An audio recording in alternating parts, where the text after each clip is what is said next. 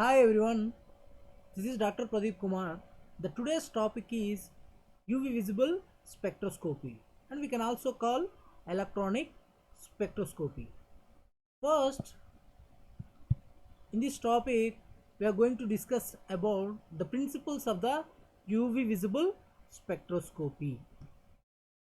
Coming to the principle, uh, generally the UV radiation region extends from 10 nanometers to 400 nanometer, and the visible radiation region extends from 400 to 800 nanometers, and near UV region is 200 to 400 nanometer, and far UV region is below 200 nanometers. These are the wavelength ranges of the UV visible spectroscopy.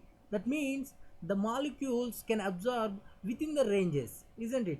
The molecules can absorb within the ranges, that is 10 nanometers to 800 nanometers, and give UV visible spectra, isn't it?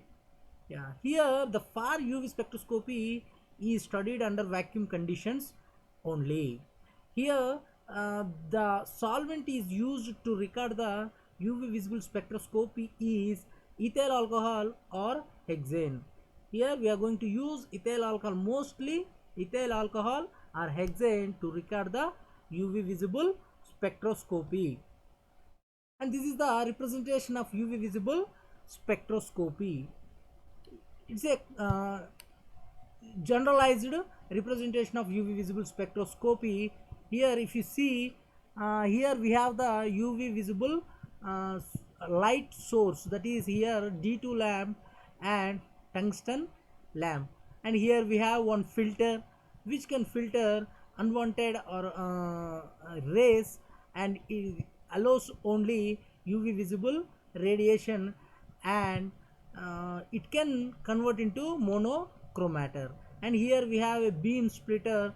After the UV visible radiation light can pass through the reference as well as sample, and here then we have photodiode and data processing unit is there. After that we will get the UV visible spectrum, which is recorded on y-axis absorbance is there, and x-axis we have wavelength in the nanometer.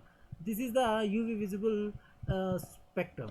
Okay, we'll get from this data, and this is the UV visible spectrophotometer instrumentation. This is the UV visible spectrophotometer.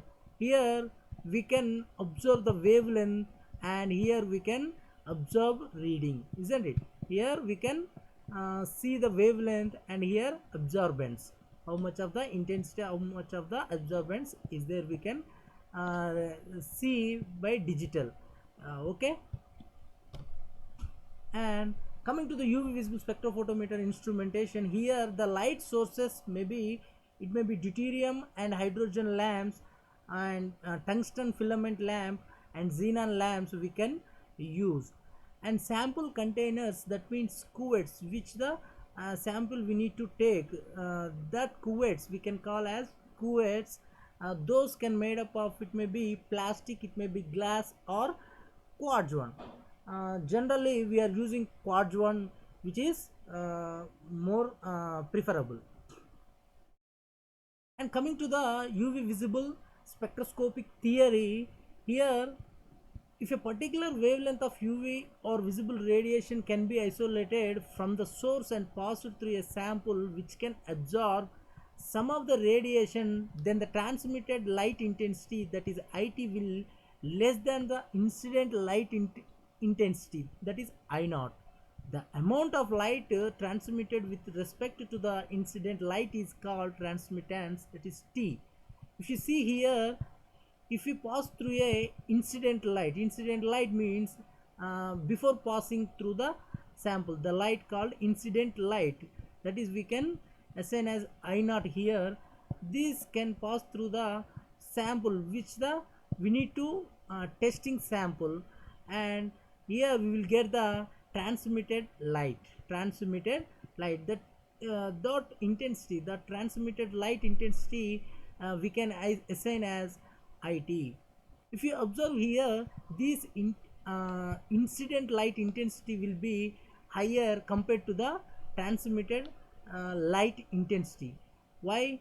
Because this sample or this testing sample can absorb some of the light, isn't it? Some of the light from the incident light. So that's why incident light intensity will decrease after the passing through the sample.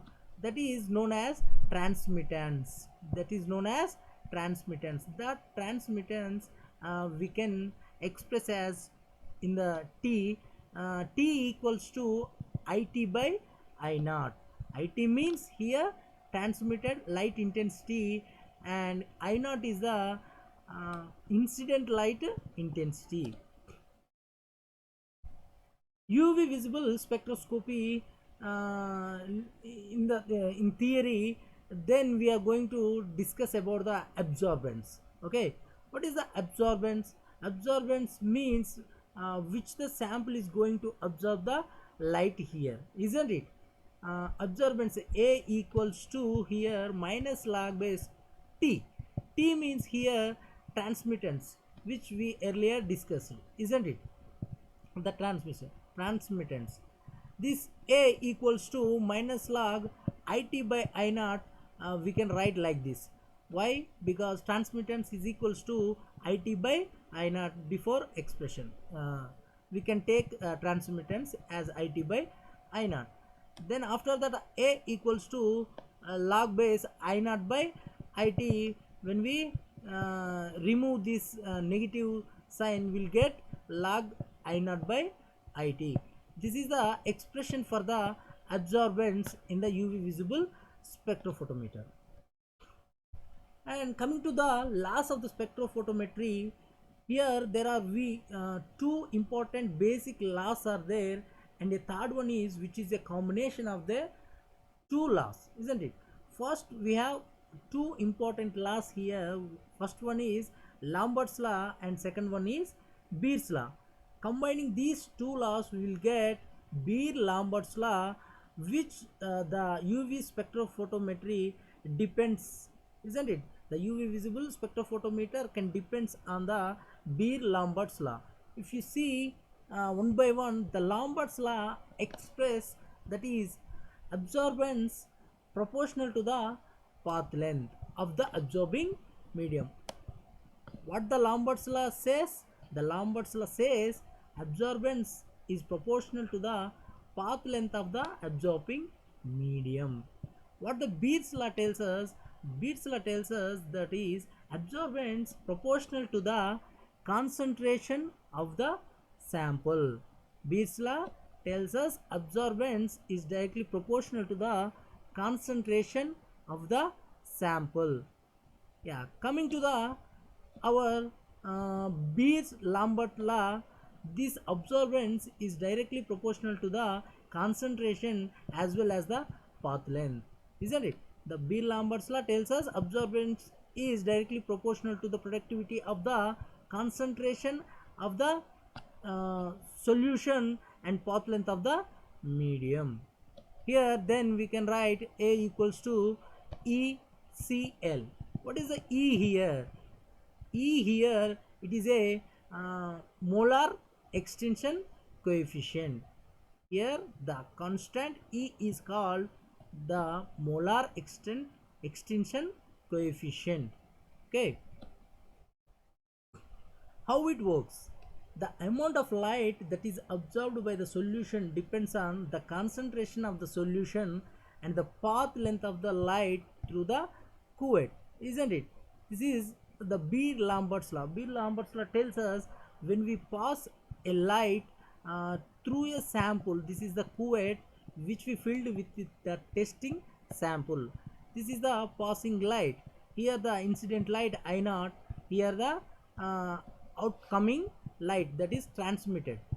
If you observe here, this one is showing thick one and this one is lighter one, because this thick one converted into this lighter one because due to the absorbing the light by the solution or molecules, isn't it? Here I naught is the radiation coming in and I is the radiation coming out. This is the Beer-Lambert's law tell. Here units of the molar extension coefficient we can calculate from this equation. The units of the molar extension coefficient is centimeter square and inverse mole. And here we need to discuss about that electronic transitions. From the molecular orbital theory, we know the energy levels of the molecules, that is sigma, pi, non-bonded, pi star, sigma star, isn't it? These are the sigma bond, these are the bonding, and these are the anti-bonding, and this is the non-bonding, isn't it? These are the energy levels we already discussed in the molecular orbital theory.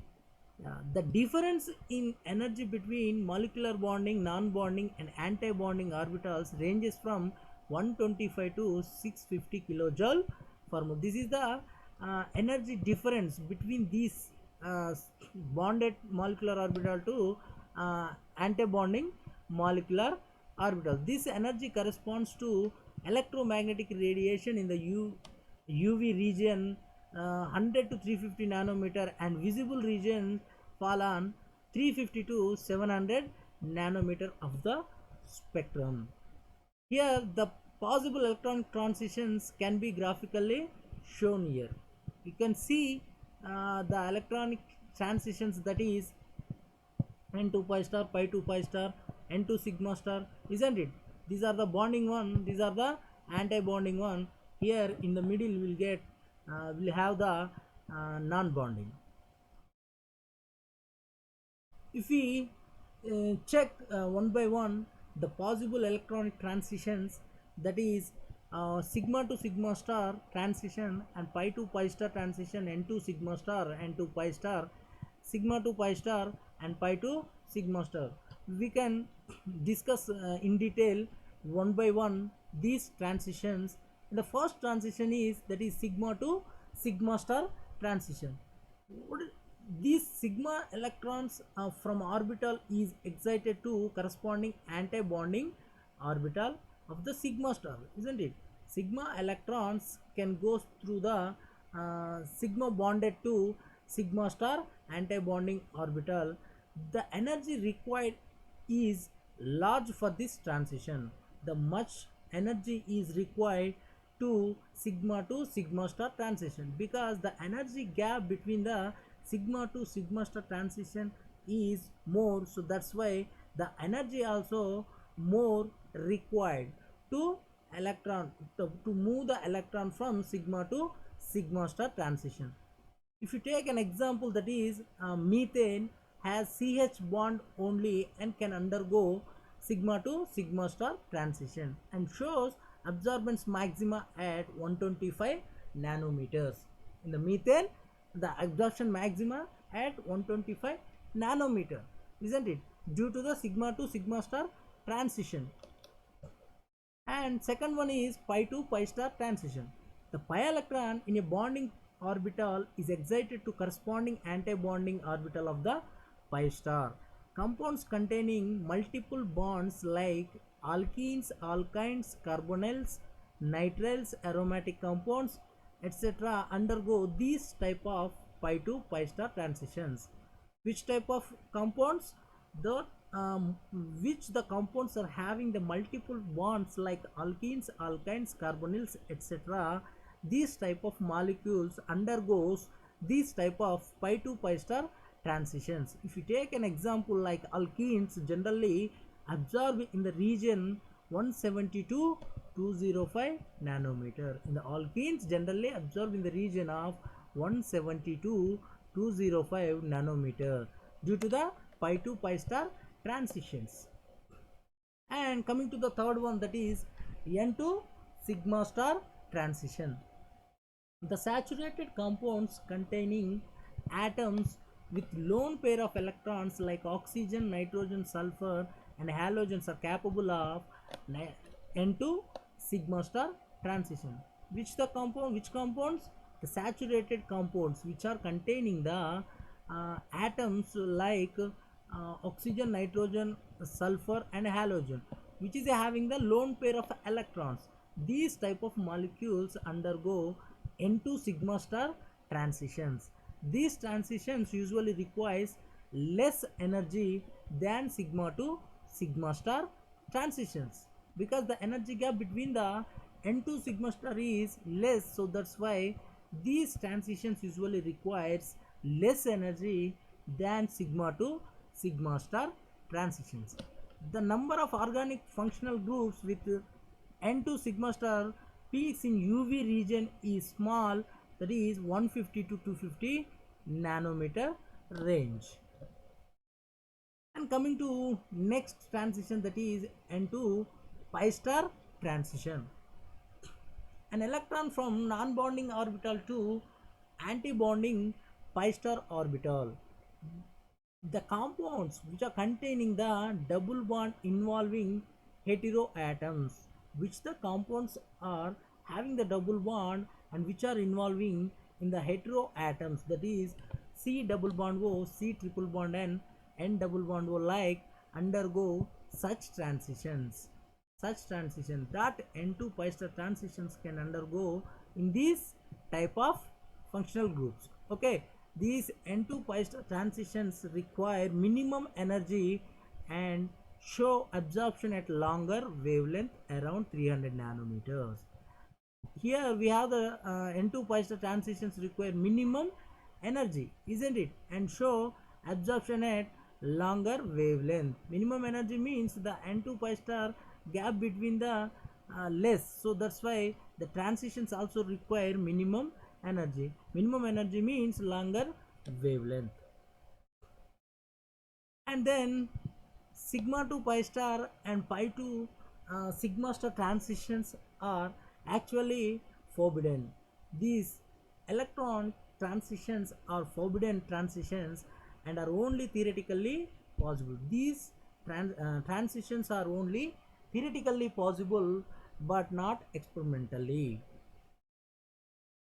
And here terms used in UV visible spectroscopy, we have some terms which we are going to use in the UV visible spectroscopy. We need to discuss about these things. That is, first one is the chromophore. The part of a molecule. What is the chromophore? If you see here, the part of a molecule responsible for imparting color are called as chromophores. Chromophores means which the molecule, which the part is responsible to give, to impart a color to that molecule is known as chromophore. That part is called chromophore. Or the functional groups containing multiple bonds capable of absorbing radiations above 200 nanometer due to the N2 pi star and pi 2 pi star transitions. This is known as chromophore. Examples: NO2, N double bond O, C double bond O, C double bond, and these are the examples for the chromophores. If you see, to interpreted UV visible spectrum, following points should be noted. First one is non-conjugated alkenes show an intense absorption below 200 nanometer and are therefore inaccessible to UV spectrophotometer. Non-conjugated alkenes show an intense absorption below 200 nanometer. Second one is non-conjugated carbonyl group compound give a weak absorption band in the 200 to 300 nanometer regions. These are the two important points we need to note. And coming to the chromophore examples, if you take acetone, which has lambda maximum at 279 nanometers, and the cyclohexane has the lambda maximum at 291 nanometer.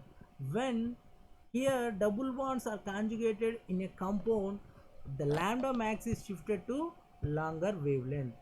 If the double bonds are conjugated in a compound, the lambda maximum is shifted to the longer wavelength. If you observe here, this is a 1,5 hexadiene and this is 2,4 hexadiene, isn't it?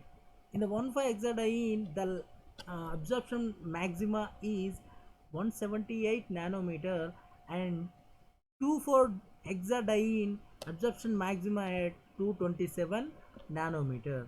Why? Because if you see in the first case, that is 1,5 hexadiene, there is no any conjugation of double bonds, isn't it? There is no any conjugation of double bonds, so the absorption maxima at low. And here we have 2,4 hexadiene, we have here conjugation, so the absorption maxima will increase, that is 227 nanometer. That means if the conjugation increases, then the absorption maxima will increase, isn't it? Yeah. Conjugation of C double bond C and carbonyl group shifts the lambda maximum of both groups to longer wavelength. If you see here, ethylene alone is having 171 nanometer absorption maxima, and acetone alone is having 275 nanometer absorption maxima, isn't it? Here only ethylene is having 171, only acetone is having 279, but both are in combination, that is protonaldehyde. For example, if you take this CH2 double bond CH2, if you take this one, ethylene is there as well as acetone part also is there, but both are in combination. Then the absorption maxima is 290 nanometer, isn't it? Here 171, here 279, but when both are combined, then the absorption maximum, the wavelength of the absorption maxima will increases here, isn't it? Because the conjugation also is there now, isn't it? Here the conjugation is there, so that's why the absorption maxima also will increase. These are the some of the absorption characteristics of the some common chromophores. Here we have alkene, alkyne, carbonyl, carboxyl, amido. These are the some of the chromophores. We need to know these absorption characteristics. And next term is, that is auxochrome. The functional, what is auxochrome? Here the functional groups attached to a chromophore which modifies the ability of the chromophore to absorb light, altering the wavelength or intensity of absorption. Auxochrome nothing but a functional group which can absorb the light, which can increase the strength, ability of the increasing of the light, isn't it? The functional groups attached to a chromophore which modifies the ability of the chromophore to absorb light, altering the wavelength or intensity of the absorption. Auxochrome is nothing but, it is a substituted functional group. It's a functional group which can modifies ability of the absorption of the light of the molecule, isn't it? This is known as auxochrome. If you see an example, you can easily, you will get understand. So if you see, for here we have some examples.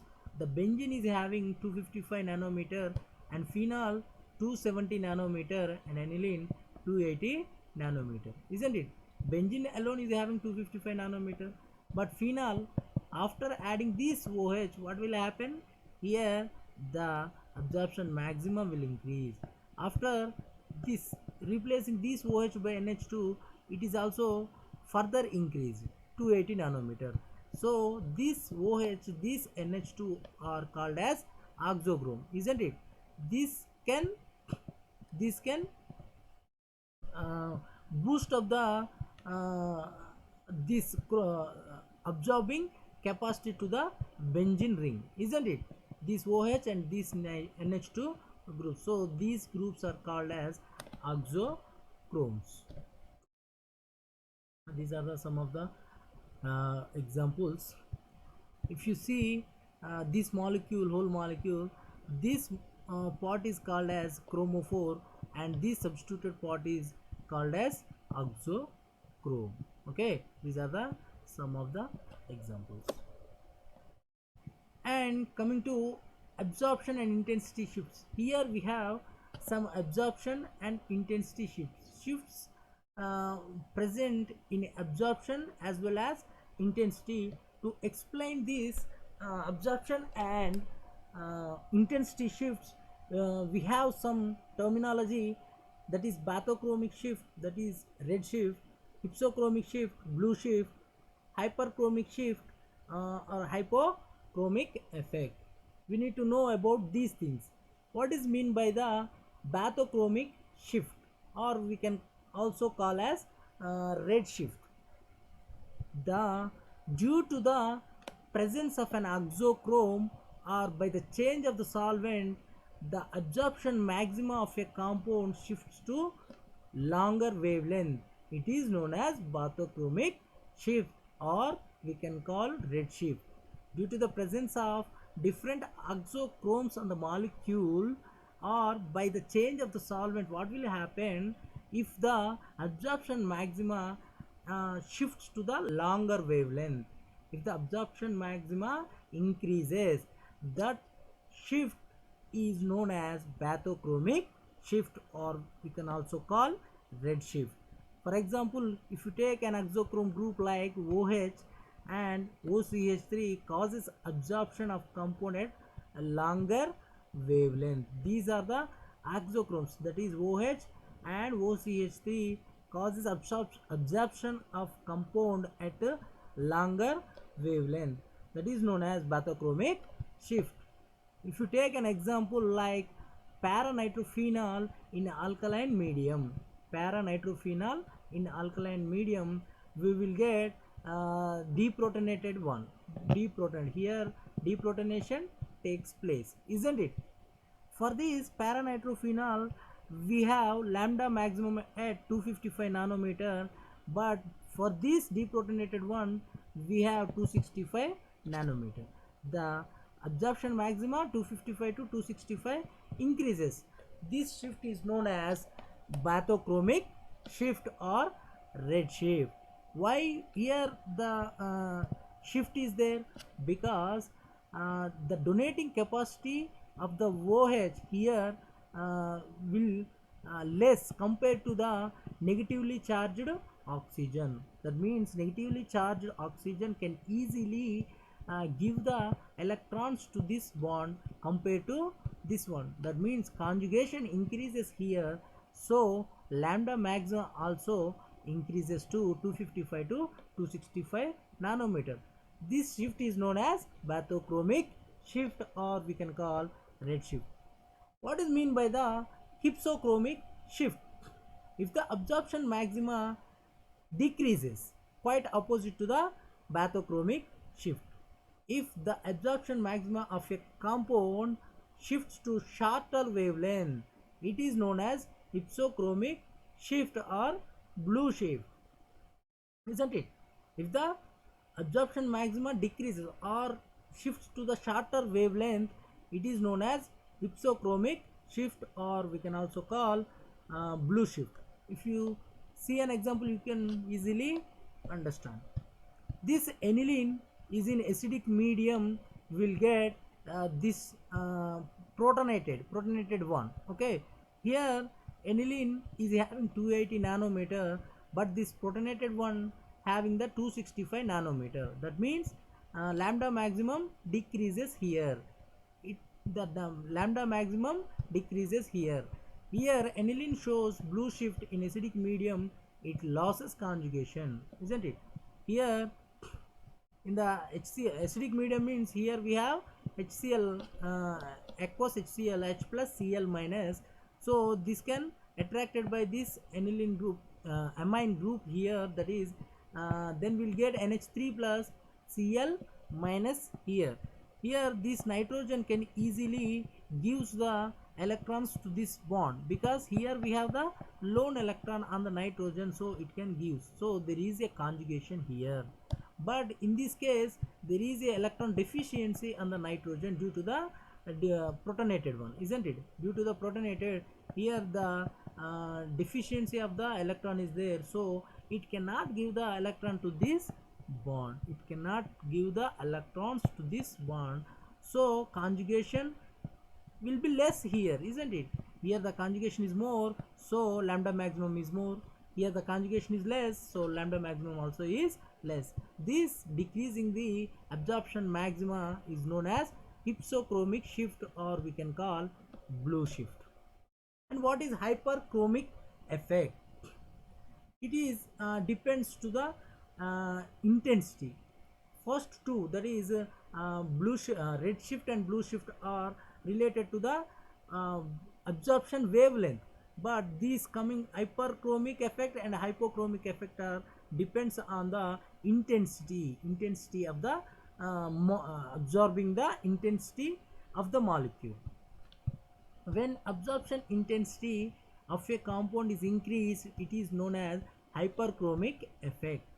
If the exochrome introduces to the compound, the intensity of absorption increases. If the intensity increases, that is known as hyperchromic effect. If you take this pyridine and methyl substituted pyridine, intensity will increases to pyridine to methyl pyridine, the intensity of the graph, isn't it? So this is known as hyperchromic effect. What is hypochromic effect? Quite opposite. When absorption intensity of a compound is decreased, it is known as hypochromic effect. Here, if you take the naphthalene and methyl substituted naphthalene, what will happen here? The intensity of the naphthalene here 19,000 we have. Here the methyl substituted naphthalene intensity is only 10,250. Here, by introducing this methyl group on the naphthalene molecule, the intensity will decreases. This effect is known as hypochromic effect. These are the shifts and effects which can explain as a graphical way. If you see here, this is the wavelength, this is the absorbance.